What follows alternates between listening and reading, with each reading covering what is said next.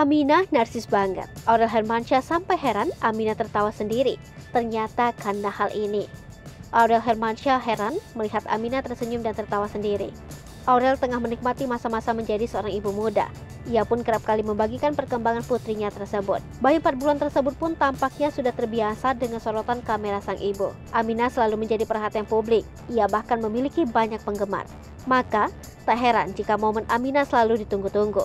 Kali ini, Aurel Hermansyah membagikan momen putrinya yang sedang senyum-senyum sendiri. Aurel sampai heran mengapa putrinya tersebut selalu tersenyum. Momen tersebut tampaknya Aurel tengah berada di sebuah restoran.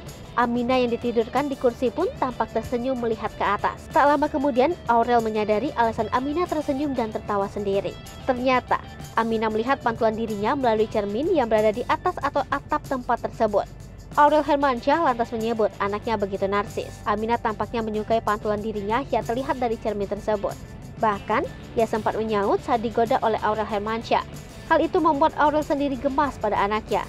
Ditambah Aminah terlihat begitu cantik dengan outfit yang bernuansa merah jambu dengan ditambah bandu warna senada.